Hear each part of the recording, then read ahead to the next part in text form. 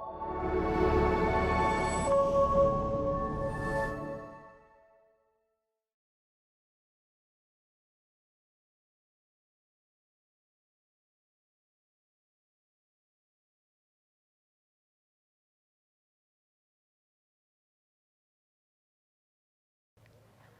everyone, thank you for joining me for an episode of the Hold On to Your Heart Project podcast. My name is Jackie and I'm the host. Tonight I'll be interviewing Richard, who is a longtime community counselor. He has 42 years in the recovery space. Listen in as he shares his experience, strength, and hope. Richard. Yes. Thank you so much for coming on to the Hold On to Your Heart Project My podcast. pleasure. Thanks for having me. Yes, it's an honor to be sitting with you. I've done a short kind of introduction to our conversation here today, but do you want to start by just sharing a few things about yourself and what brings you here today? What brings me here today is I've seen your podcasts, and I've enjoyed them. And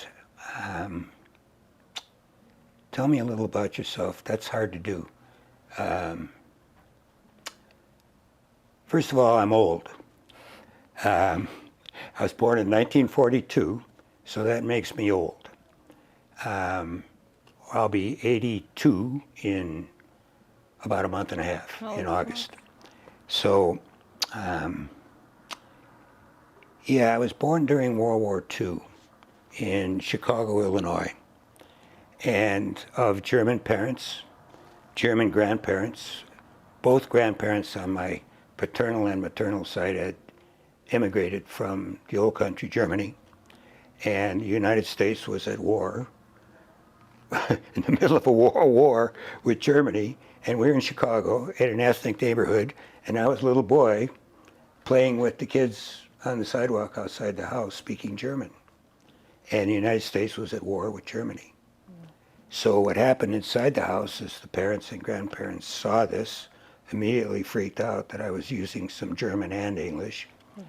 And so they stopped speaking German and just spoke English. So when I walk into the room, they'd be in the middle of a conversation, this is as a child, and then they would stop and switch to English. And then they would see whether or not I was listening or not, or whether I understood what they were saying. And what happened for that little boy that would walk in the room is he felt like he didn't belong in that family. And I grew up with that. And so I think not belonging was put into me a long time before. And I think that contributed to my choosing alcohol because I didn't feel I belonged. And it was something when I drank that I would, it was like, there was a connection. There was a connection to the alcohol. And that was what I connected to. And when did you find yourself kind of drinking? Like, well, I had my first alcoholic beverage at 5. And I remember I had my first cigarette at 5. Who was giving you alcohol and cigarettes at 5? Well, there were house parties, and both my parents were alcoholics. I should have said that. They both died from drinking when I was in my teen years. And so what would happen is they'd have house parties, of course, lots of drinking, and I, as a little boy, would go and clean up the glasses. And then what I would do is I'd go into the pantry where nobody would see me, and I'd take these empty glasses that were full of scotch and whiskey and vodka and you name it, pour it all into one glass, and then I would chug it while I was in the pantry as 5 years old. Do you remember liking alcohol in that moment? Like, you Absolutely. were chugging it, so I imagine you loved it. Yes. Well, I went out and danced in my underwear to the visitors of the party. And everybody laughed, and I loved it because people were paying attention. And when they're paying attention, oh man, that was the greatest, right? And actually, I was second born. My sister was the golden child. I was the scapegoat. I was the one that got the attention from acting up, getting arrested, etc. You know, stealing cars. things like that. Was there someone, another one born after yourself? Nope. Just you and your sister? That was it. And my sister was 5 years older than I, are born in 1937. So it's kind of hard to describe what was going on in 1937 or 1942 to somebody in 2024. However, something that might let people know is gasoline was 19 cents a gallon. There you go. It cost 10 cents to go to the movies on Saturday, which my mother would always give me a quarter because then I could buy popcorn and get into the movies and she could get rid of me. Have a house party. Yeah, so anyway, I grew up basically with alcohol, very close to me in my families. And very professional family. Lots of doctors, dentists, lawyers, executives with TRW, things like that would be part of the family get-togethers. Mm-hmm. So there was lots of criticism if I wasn't on this success path that they all were. So I basically grew up not fitting in there, not able to keep up to my sister, who was the golden child.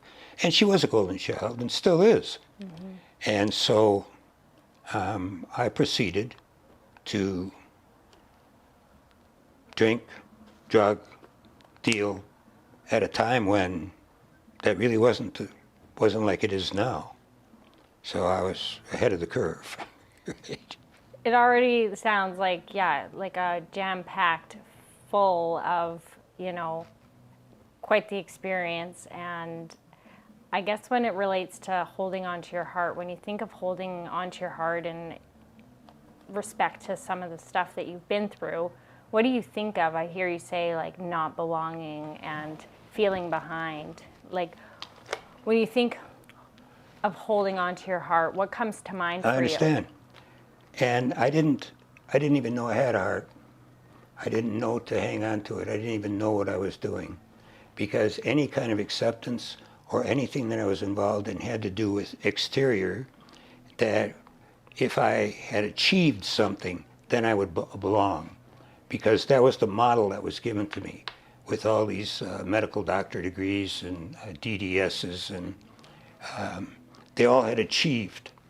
And so I saw that's how you belong, is you achieve, you get a title. And that's what was modeled to me. And so I just went right along with it. And is there a time in particular where you really did have to hold on to your heart? Or I guess, is there a time in particular, in opposite, I guess, where you really so felt like you didn't have a heart and you so didn't belong? Like, is there a certain scenario? No.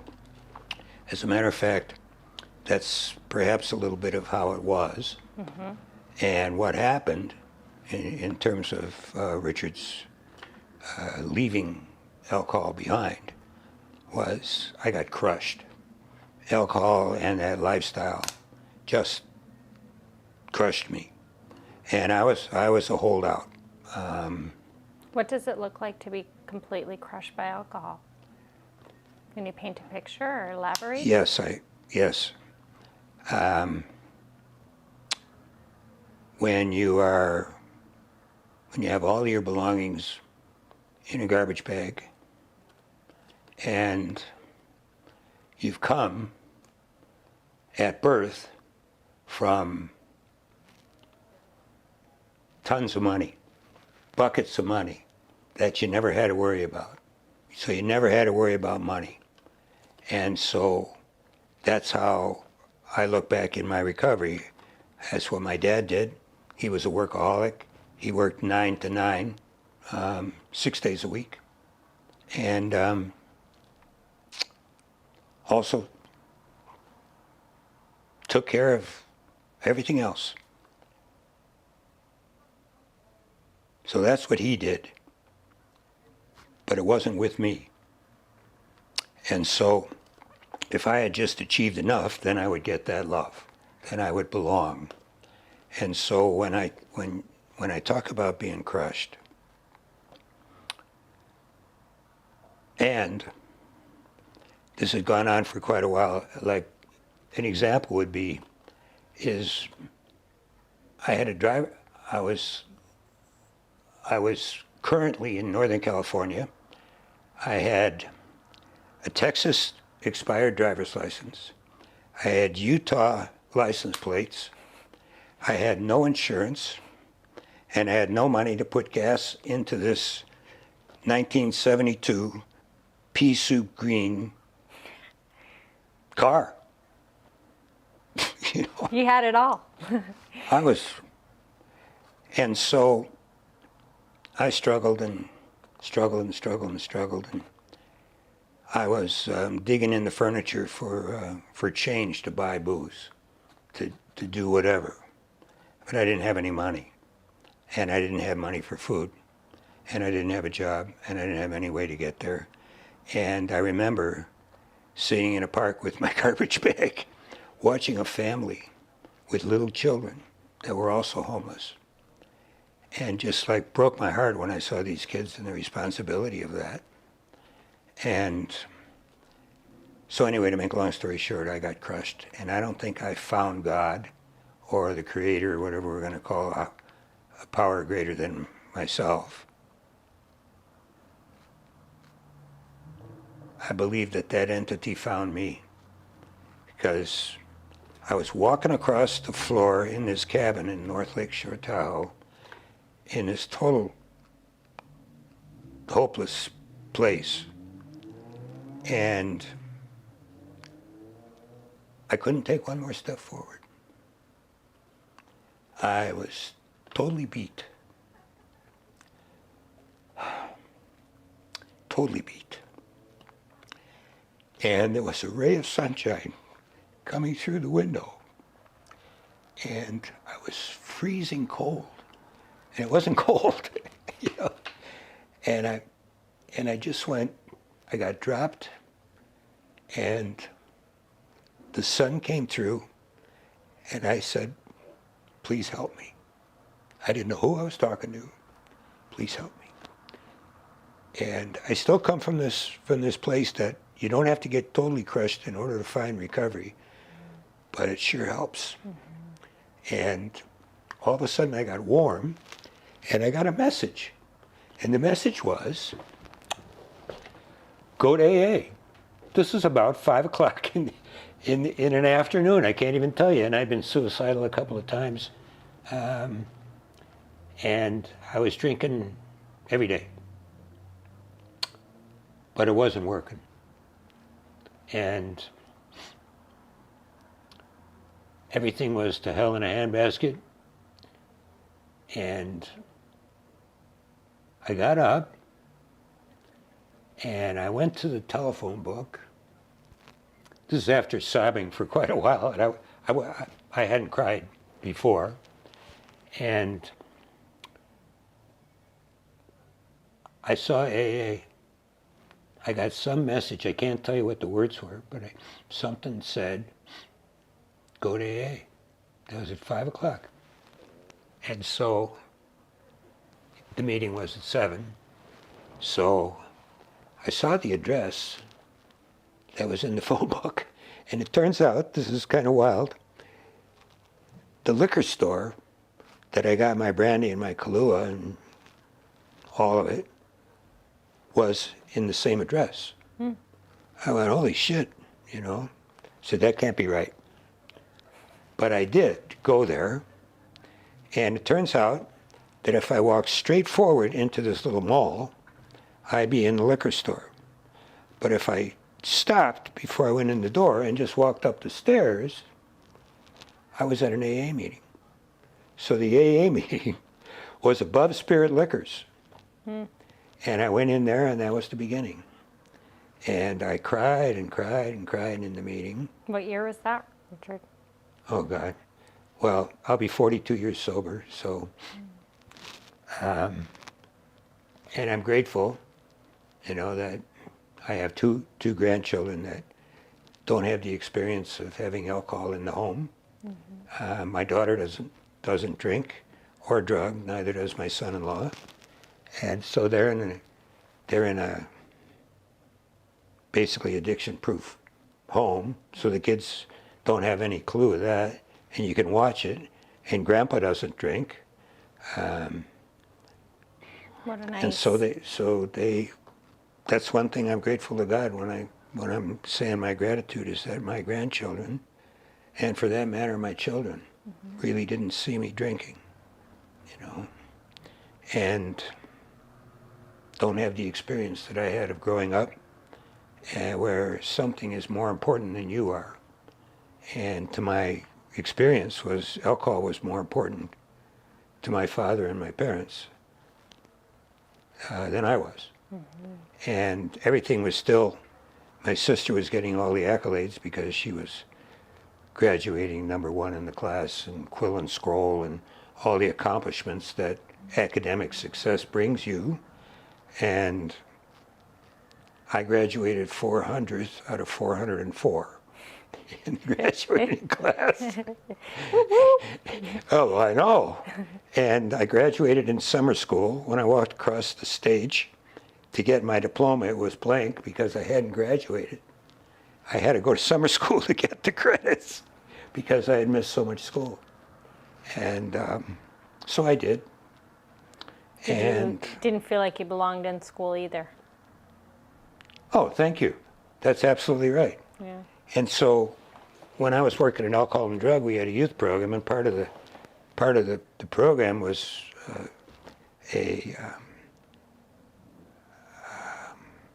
sort of like a wagon wheel.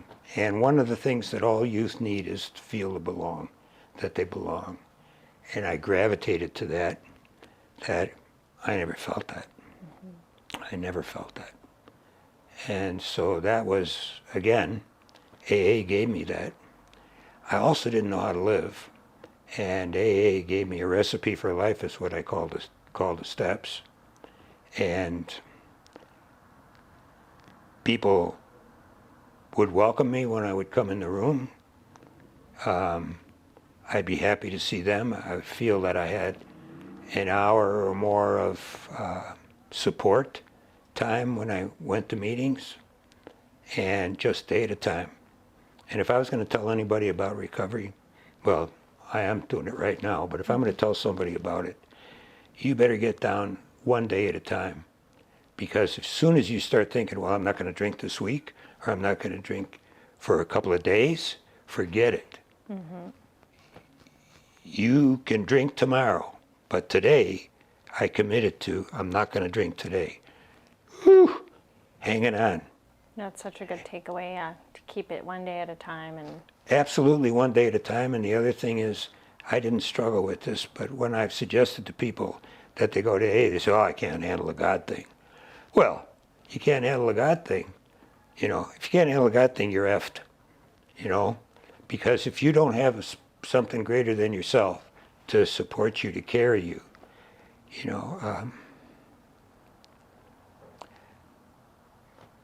God worked me through AA, through NA, through all the different recovery programs. 12-step groups and all 12-step groups. And they also, so if I was, and I'm doing it again, but the important thing, I believe, is to connect with yourself and your inner child, what you went through. Because when I've been critical of myself in the past, it hasn't been my inner critic and all my voices about how could I do this and whatever. It was to the alcoholic. It was to the adult. And what I'm saying is that most of the criticism works at my little child, and that's who I needed to rescue. So that's what I did. And I went to adult children of alcoholics. I went to sex and relationship 12-step groups. Well-versed. Overeaters Anonymous 12-step groups, because I ate myself right into padding. That way, if I was fat, I couldn't get hurt. And also a lot of the nervousness I had learned as a child, because what one therapist told me was that I was a moving target is harder to hit. And so as long as I was on the move, my mother couldn't catch me to hit me, you know. And I had lots of that. So, however, I was in a men's group back in 95, 96 with some really good men up in a living room in Kimberley. And it dawned on me that I wouldn't have had all of that to share or been the person that I was in that group or here today if those things had never happened to me. And so as painful as they were, I can identify with yourself and other people in the program, other people that come to me for counseling, and they talk about their pain. I can identify with that because I was there. And I can also identify with the beauty and the connection to a higher power. And I never had a struggle with that, although I was raised very in a very, very religious upbringing, background. My father donated lots of money to the church, and I lived as a youth in church. I'd go to vacation Bible school or confirmation or whatever it was, and my parents used God as a weapon, and so it was more like spiritual abuse. And the spiritual abuse is that I believed that God was going to report on anything I did that my mother wouldn't approve of to her, and then I would be punished when I got back home. So I was never able to get away from God, if you will, to be myself out in the schoolyard or the neighborhood or the sidewalk. And so there was no way I was going to use God to support me to not drink. However, when you get crushed and something just happens, it's not like I have an explanation, it's not like I can describe or there's some scientific thing that happened. I realized in that moment I got dropped to the floor, a warm feeling came over me with sunshine, and I got up and went to an AA meeting. Looked up an AA meeting in the phone book and then went, and that meeting was an hour away. And that, I think, saved my life. And I don't know if it's a poem or a saying about footprints in the sand, where there talks about being carried. And that I just identify with that, because I think I got carried for quite a while. And support people were put, and all I had to do was just keep doing what I was doing and just be aware of what was happening. So when somebody says to me, I can't handle a God thing, to me it's like, get over it, because, or there will come a time when you won't be saying that. You'll either be dead or you'll be in AA. And so my dad went to lots of church, $25,000 back when that was a lot of money back in the 1940s, you know, in Chicago. He died from drinking. He died when his son was a teenager. You know, drinking took him down. And yet he was in church, but he didn't have this God connection. And to me, I believe that that's the bottom line to all. Bottom line? Yeah, bottom line to addictions. And connection, that is. That he didn't have a connection to God, I didn't have a connection to anybody. And then when I found AA and God came and got me, it was like, okay. Was that the moment in time then when you kind of transitioned into being able to hold onto your heart and being able to feel like you belong? It was AA that gave you that, and sobriety more so like your connection with... I didn't actually feel like I belonged, but I did, because that would be a definition of what I was feeling. It was more just a feeling of fullness. It was a feeling of warmth that I got when that sun came through the window when I was at my absolute lowest. And Do you feel like you belong now, today?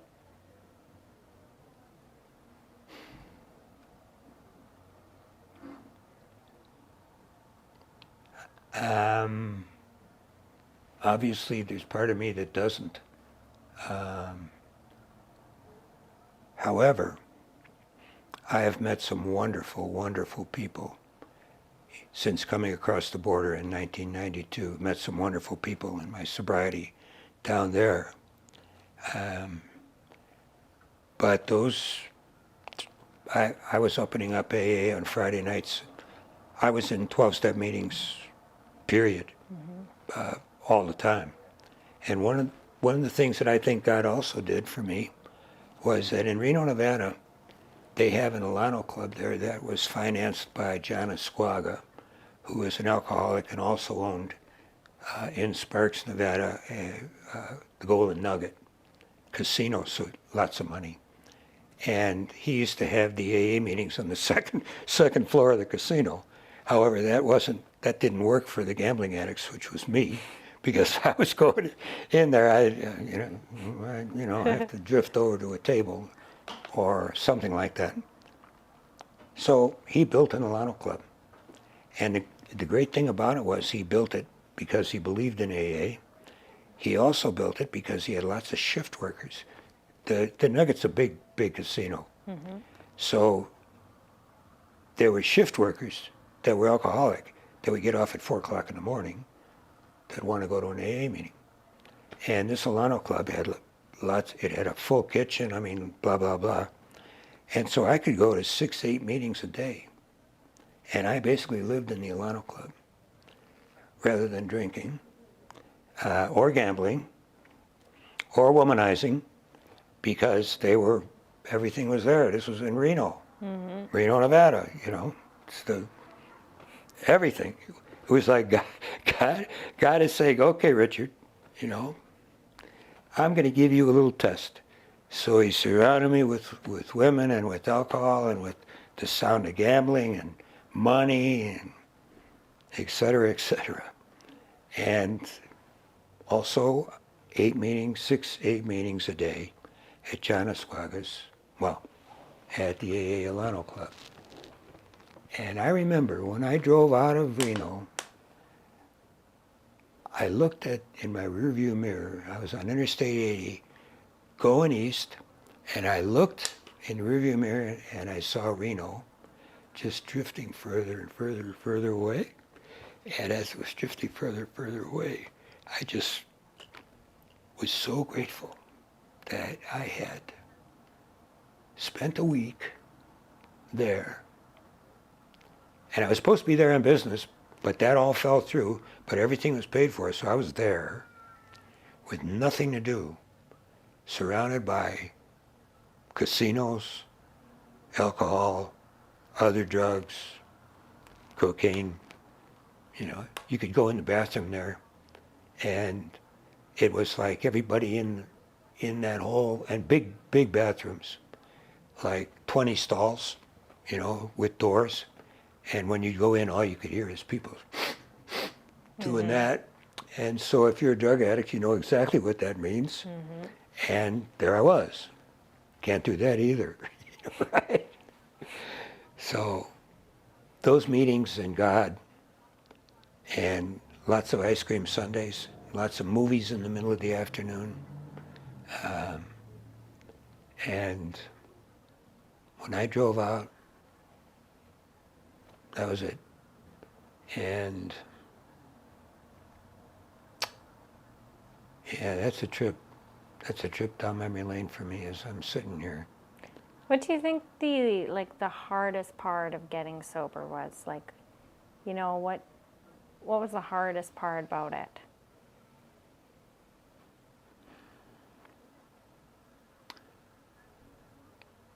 Believing that I couldn't exist without it.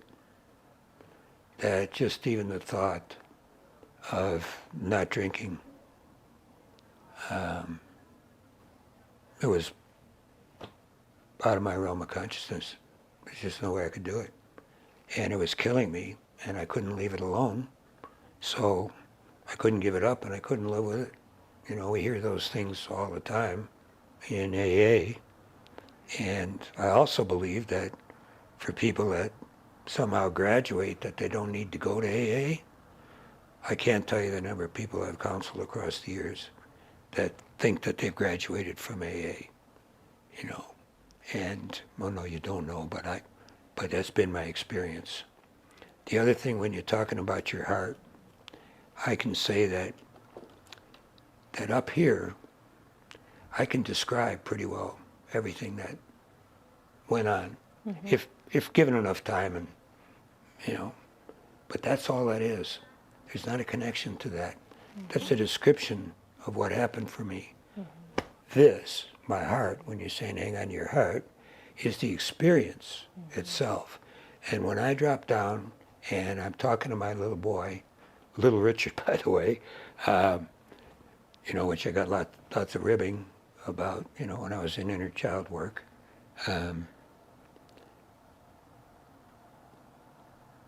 Your heart, without that, there's no connection.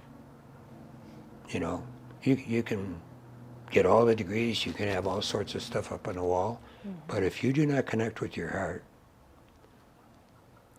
Is there something you could share to people that would be curious to how to connect? And like, how do you talk to little Richard, or how do you connect with your heart? So,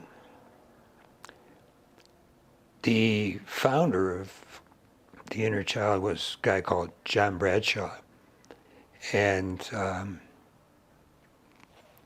he introduced Inner Child in a book back in the 70s called Homecoming. And it was like, bring your inner child home to you. And when I discovered connection, if you will, not only to my inner child, to little Richard, but to God, to how I'm still connected to my ancestors. And even though I talk about my ancestors as being, you know, lots of doctors, lawyers, and whatever, with lots of stuff on the wall, when I look back at them through epigenetics and family constellation work, I really feel, for instance, my dad was a workaholic. I became a workaholic. In the 1970s, I crashed. I went into recovery on the beaches of Hawaii, and it was just, it wasn't satisfying anything. And 6 weeks after I was there, or after I had come back, all I thought about was work. And it was like, it had totally taken me over, because it was going to fill in all of those things that I saw all of those people when I was a little boy had achieved, and so work was going to do it. I was also doing my father's stuff, 9 to 9, Monday through Saturday, 9 to 9. So 6 days a week he was working 12 hours, and one day he was home and he was drunk. So that was his son's experience of his dad. He was gone. But he was successful. He was well thought of. So. You're a father, and what was your experience then? And I got lots of trophies. I was brought up on stage as an example for the corporations of this is what Richard Leisman does, you know, and everybody would do that, and I just suck it in, you know. Well, you are impressive. You are. So I'll tell you how impressive is I believe that all alcoholics have shame talks with themselves. Oh God, how could I have done that? You know, oh boy. And I think they're necessary to never forget. I really do. I'd love to forget them, but I look back as this is something good. And one of the lows was when I was on the road, I was lecturing in high schools to senior classes about the future. What was it going to bring? And so what the high schools would do is they would bring classes together to hear Richard's spiel, whatever it was. And so this guy said, well, I know it's last minute, but can you come at 7 rather than 8? Because I have this one particular class. Well, no, because that cut into my drinking. And so I said no, you know, and at 8 o'clock, I went in after having several drinks to do a lecture to this high school. And this guy was pissed. He knew? For me not doing the 7 o'clock class. Yeah, yep. So he says, he's introducing me, and he said, this is Richard Leisman, and he's here to talk to you about the future. And I asked him to come to talk to the science class at 7 this morning, but he was too drunk to come. He announced to the whole audience as I was standing next to him. And I just went, F. Like, what do you do with that? That's one of those That's you never exploited. forget. You never forget, you know. And passing out in different bathrooms and, you know, this whole litany of, you're out of control, Richard. Mm-hmm. You know, you're putting on this face, the whole thing's an act, but you're out of control when you get alcohol in you, you know, and you do embarrassing things, and on and on. You know. But you found a way to get better. And when you talk about, you know, kind of having resemblances in this ancestral... Day at a time. Yeah. Not, like I didn't go to a course. And the interesting thing was, I facilitated groups out at, it's not called, what it was called Top of the World. I don't know what it's called now, but out by Lackett Lake. And I did those groups for quite a while. And they were on Fridays. And sometimes I'd go in on Friday and they'd say, so-and-so left Wednesday, they OD'd Thursday. It's up to you whether you want to tell the group. And they were all close to these people because they just spent 30 or 60 days getting over fentanyl or whatever it was. And so I saw it 2 days after 60 or 90 days in treatment, they're dead, you know. And I went, so you can go to all the treatment in the world, and I'm not, well, I am kind of dunning it, but it does give people a break. But you know, AA, NA, those 12-step programs and those steps, it's a recipe on how to live your life. And basically I've been doing that. And I've also really, along the way, picked up good friends, good support. People are still reaching out to other people when I go to Wellbriety, to people that go to AA and Wellbriety, and they say so-and-so says hello, you know, those kind of things. And I still feel a connection to AA because it saved my ass. AA saved my life. And my connection to a higher power saved my life. Some of the shame, I definitely deserved it because I was out of control. I was doing crazy things, and you talk about hanging on your heart. You gotta have something to hang on to for me, I was hanging on to God, I was hanging on to praying, I was hanging on to the steps, I was hanging on to when's the next meeting start. Anything I could do. You really ended up giving a lot back to the community and the people around you, I feel like, and all that from what I know about you, Richard. And maybe like, you know, what, you know, getting sober sounds like it gave you enough to be able to do that, right? That wouldn't be possible, obviously, if you were still drinking and carrying on and you haven't found the rooms and the recovery. And I guess, like, do you want to share a bit about the work that you've done and kind of maybe the meaning that, not even the work, but I think it's more the service. It's the service that you've given to the community.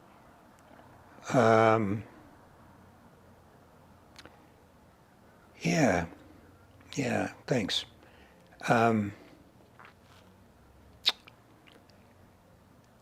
I was working for MCFD at the time in child protection. And I think this is a higher power story. And I was in the program,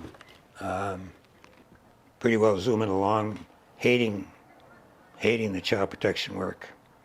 Like when I say it almost broke me, I think it probably did.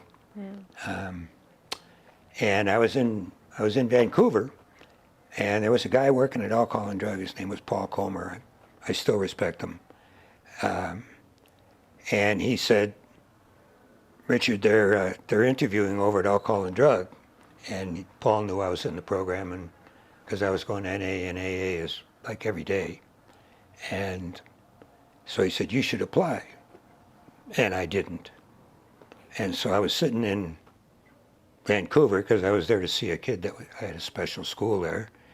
And I said, you know, screw it, I'm going to apply. So I got on the phone and I called Alcohol and Drug, and they said, oh, sorry, Richard, the panel closed yesterday. That's it. So I just accepted, because what else are you going to do? And I got back to town, and I was just like kicking myself. And Paul called me and he said, they didn't hire anybody. So get a resume in. And so in the interview, this is making a short story long, in the interview, I felt that I was there under some false pretenses. And so I said, you know what?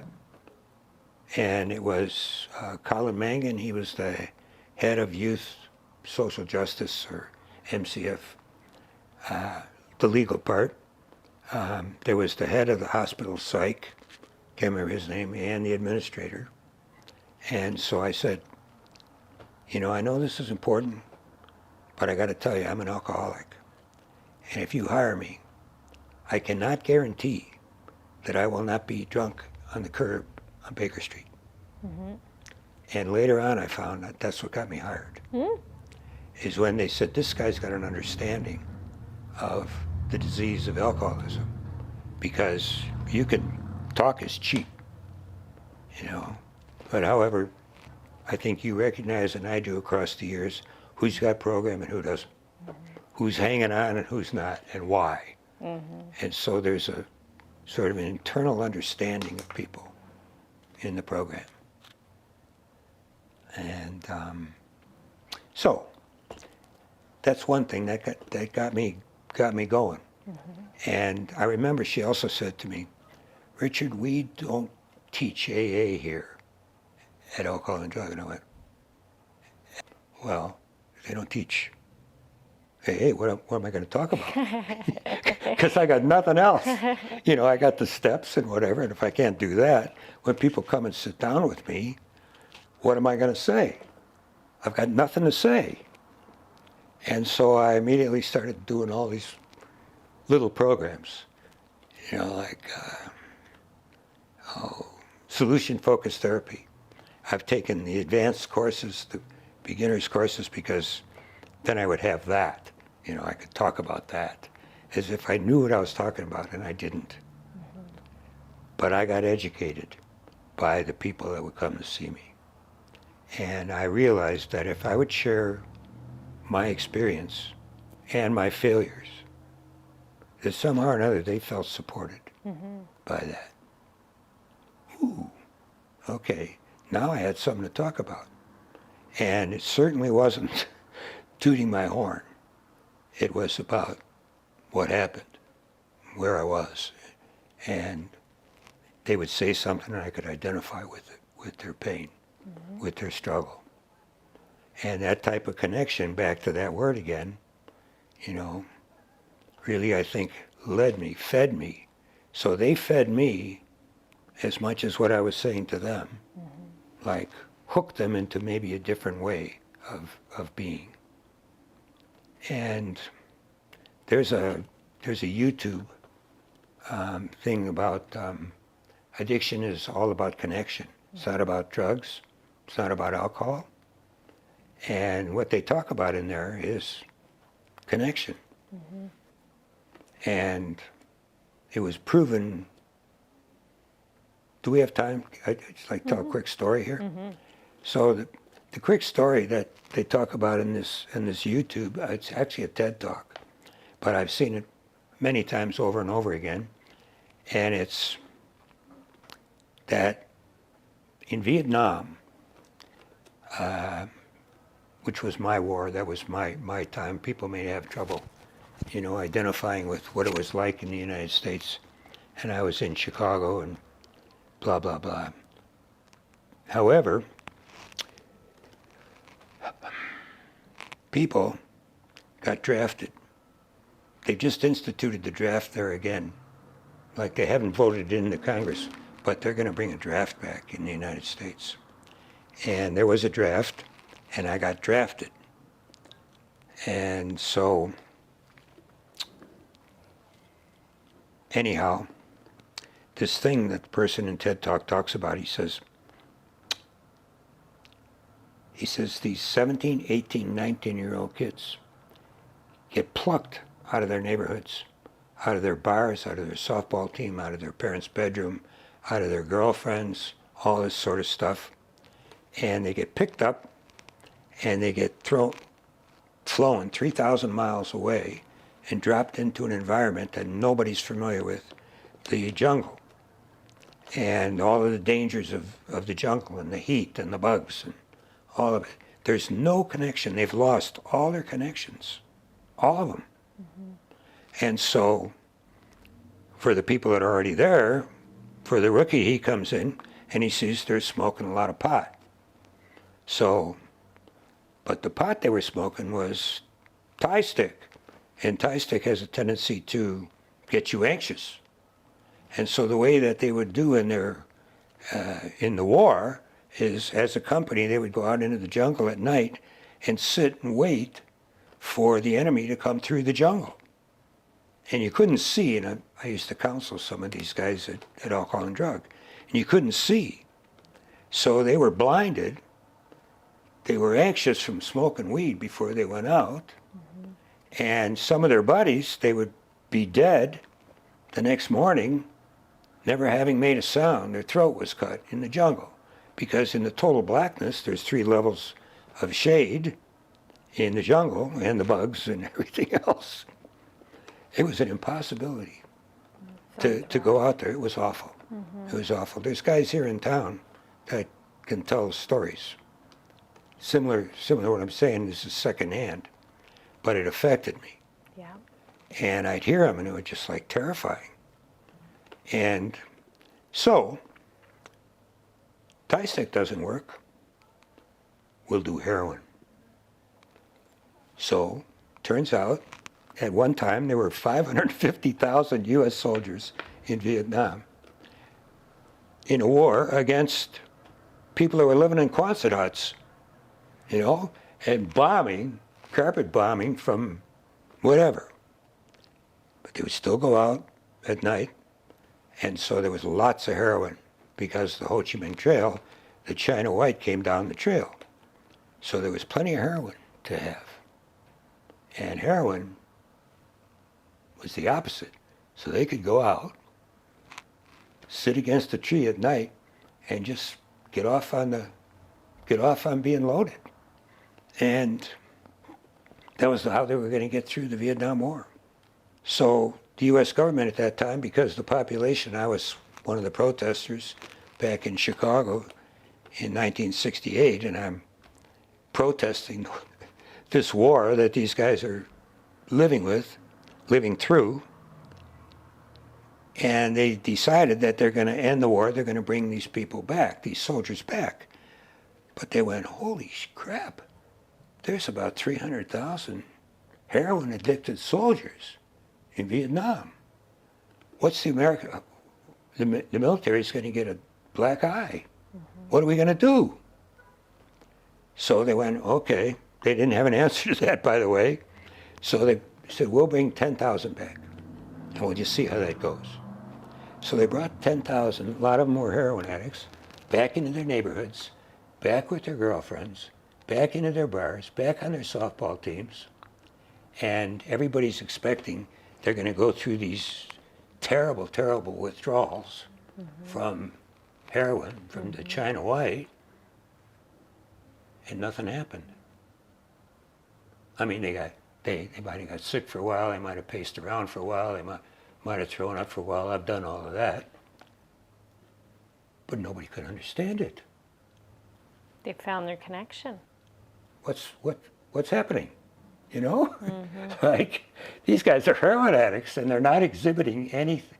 What are we going to say about heroin to anybody that watches this? We're not going to say anything about it. It's something that we just don't want people to know. But they brought them back, 10,000 at a time, and yeah, they had some, people that would struggle, but not fully like Hollywood would tell you. Man with the Golden Arm, Frank Sinatra's old movie, just didn't happen. But nobody understood it. But now, what they're thinking about addictions and connection, this is what that TED Talk was about. He was telling this story. That connection is heads and above over addiction. You get your connection, and there's a really good chance that you're not going to be trying to connect with something that's not good for you. So when I didn't have that connection as a youth, because my parents were either working or drunk, I went and found it. I found a connection in worry, in overworking, in overeating, in all sorts of stuff. People go, well, how could you get addicted? You don't have a connection? You will connect to something. And that's why the fear comes about leaving your addiction or your whatever your substance is. Yeah. Because it's like life and death. It's not like I just have to quit this. That's not it at all. No. It's like if I don't have this, I won't survive. I won't make it. I'll die. And so they keep on drinking. They resist, but they keep on drinking. And when I would send somebody off to treatment, some of them would, and this is after cutting them bus tickets and all funding, and they'd get off the bus in Castlegar and go check in and get drunk and never get the treatment. Because if they got the treatment and the substance was taken away from them, they'd die. So I can understand how they get off the bus, that is, and get off, period, on drinking. Yeah. So, that's my story, and I'm sticking to it. But I pray every day. I use the Wellbriety program for a God connection and connection to the earth. I use people like yourself. I mean, I won't go into names, but I have some really, really good friends that I've developed since coming to Canada. The other thing is Canada's been very good to me. Very good to me. Yeah. And like I started, I'm an old guy, and I don't need the San Francisco traffic and the workaholism and, all of this. And yeah, I'm just grateful. I'm just grateful. What do you think you'd tell someone? I mean, you've said a lot today about, kind of what it's taken you to be able to find recovery and a new way of life. But what would you tell someone that was listening that was struggling today with a substance abuse issue? What would you say would be the next best step for them, or a little nugget? Stop it. You know, I mean, there's a cartoon, you know, where the client walks into the therapist's office and he says, well, what do you got to say to me? Stop doing what you're doing. Yeah. That's it. That'll be $75. You know, right? Right? You know, just stop it. That's little.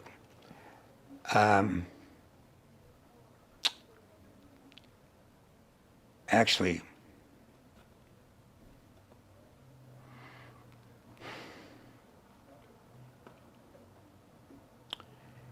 you know what? I think it's different. I think it's different for everybody. Yeah. I'd like to have a generic, you know, to whoever's going to watch this, is go do this and it'll be okay. But I don't have it. I don't have it. I can just talk about how I did it. Yeah. Or how it's almost like I had some control over doing it. I didn't. I might even say that I intentionally did some things, but you know how people go to career planning? I don't think I know what that is. You know, I just took the path of least resistance because I was afraid of everything. Mm-hmm. If I wasn't as afraid over there, I went that way. You know, if I was more afraid over there, I stayed away from going over there. Mm-hmm. And like you kind of referenced the moving target, right? Yeah. Yeah. And like, how did I get to Cranbrook from San Francisco? You know. We're glad to have you. Well, thank you.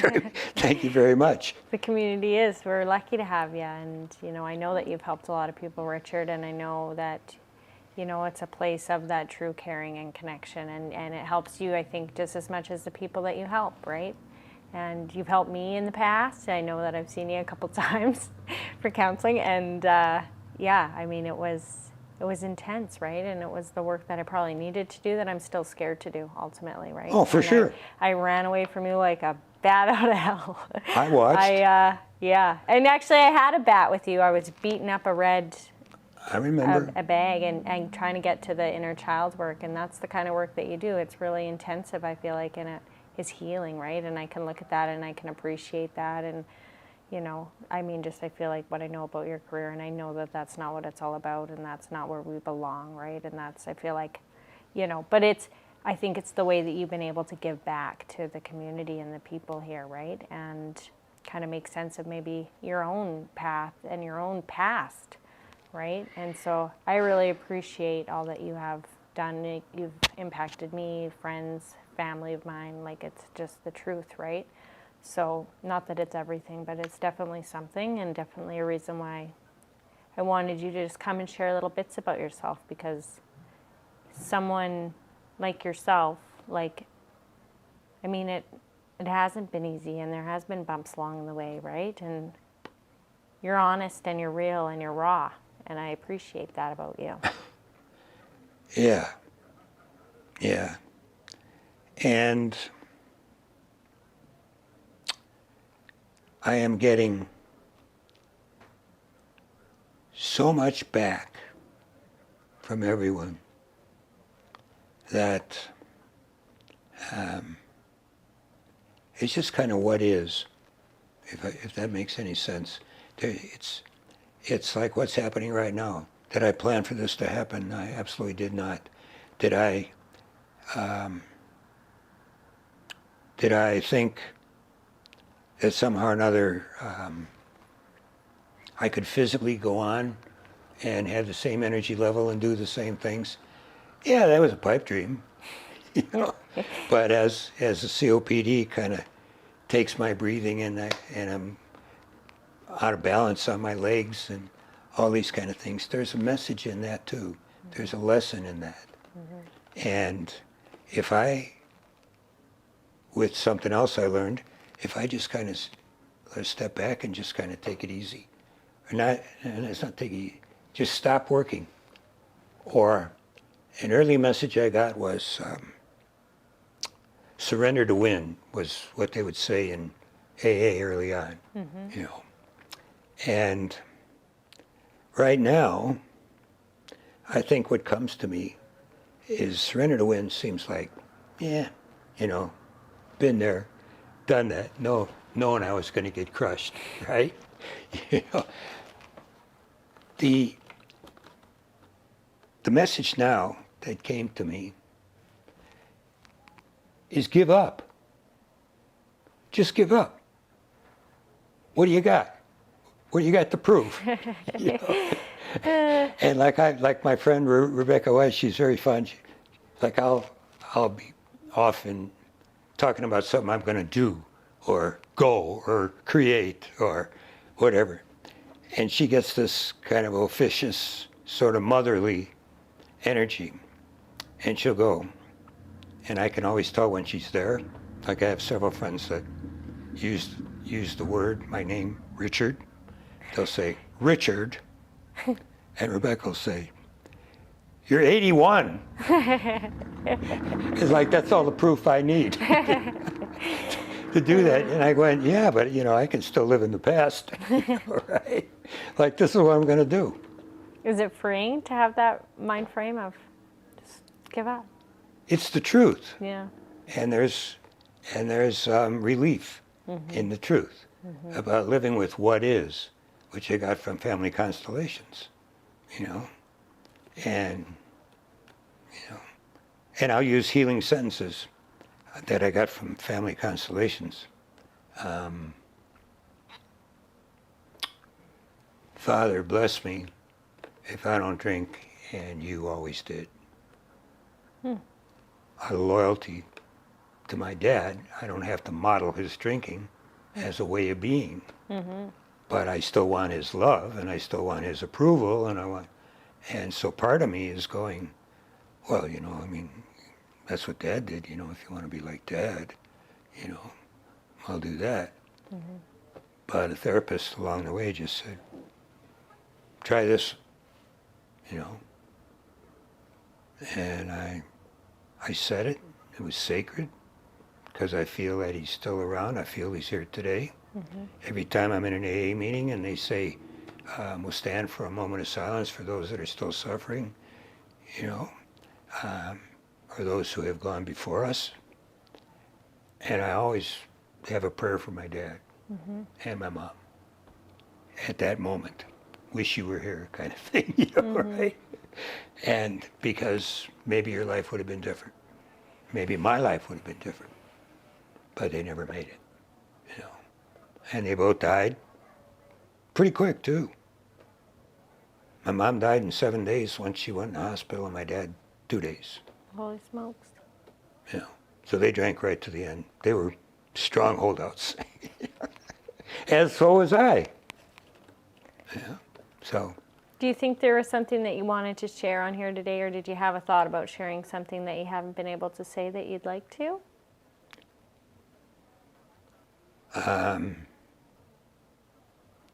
If I had something that I'd like to say that I haven't been able to, I wouldn't say it. You know, because there's some reason that I haven't said it. Yeah. However, right now I don't have one of those that comes to my mind. Okay. And I got that from sobriety and from the program and from truthfulness, from good friends, from safety. And I've gotten a lot more from the people that I've worked with since coming here than I've ever given. And I mean, I am so, so grateful for the opportunity to meet people on a real level, on a real gut level, if you will, where they just, you know, because that's where my healing was. Just, you know, and I mean it, you know, give up. Like, that sounds like, what? I know, I'm having a reaction. Well, it came to me in a prayer. I was praying. you know, for some direction, for some information, for, you know, what to do with being 81 and loving what you're doing and people calling you for appointments and telling them no. You know, how are you going to do that? So I was praying. And not long after that, the phone rang and it was you that said, I've got some funding, I'm going to do this, and, you know, would you consider that? And I remember I didn't bite right off the bat, because I went, no, you don't want to do that. Even though I enjoyed your podcast.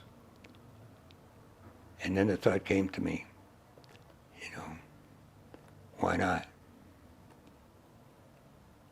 Maybe that's the answer to what should I do. Can I tell people I'm finished? There it is. You know, and I want to keep some people, you know, two or three people that I've worked with for 10 years or more, you know, that we have very close and share sobriety and well-briety. And so I feel that that prayer was answered. And I immediately got down to figuring out what I was going to say here. And I wrote this page, and then I flipped it over, and I wrote that page, and then I wrote this page. And then I went, I didn't bring it. You know? Just give up. And it was like, that's not what I want to talk about up here. You know, I don't want to talk about that. I want to talk about all the gifts, all the blessings I got from the 12 steps. And to the people in AA. You know, I have resisted sharing at roundups, you know, where everybody gets together, and I've been asked a few times for that. And I resisted that just because. However, I was praying about that at my age in time. You got the funding and you called. So I'm here. Aww. And that's my story, and I'm sticking to it. Well, I am so glad that you're here and that you came and shared a bit about yourself. And I know there's so much more in there, right? And it just is a short amount of time to share such a big experience, right? But I feel like you did a really good job of just sharing the kind of the gift of desperation that you endured, and that ray of sunshine, the warmth of maybe finally belonging after, you know, not knowing how to hold on to your heart because you didn't feel like you had one. And just this idea of giving back is kind of a way of being, but now being good enough to say you're giving up and that you're done and you need to transition into something different. That's what I hear anyway. Yeah. Richard. That's what I'm taking away. And it's not that I didn't know I had a heart. It's that I didn't know whether there was any value in that. Whether, like, why would anybody do that? You know, any kind of emotion in this very German family of mine was weakness. And so, you know, so I grew up in a German stiff upper lip. It was important to me to be a tough guy, but I was afraid all the time. And so anytime I would act tough, it was just an act. But inside I was this scared little boy. And finally I had to admit that I was a scared little boy. I was afraid of everything. And I can do that today. You know, like, I'm afraid of virtually everything. However, higher power, and I don't know why I do that. Or maybe I should go higher power here in the room. You know. So anyway, that's my story. Thanks for having me. Thanks so much for coming on. Really appreciate it, Richard. Yeah. Honor to you. And to you. Morgan, honor to you too. Hey, I'm Morgan. I'm the producer of the Hold On to Your Heart Project podcast. Thanks for tuning in to another episode. If you'd like to find out more about what we're all about and check out other episodes, you can find us at holdontoyourheartproject.com or on YouTube and Instagram at Hold On to Your Heart Project. Thanks for stopping by.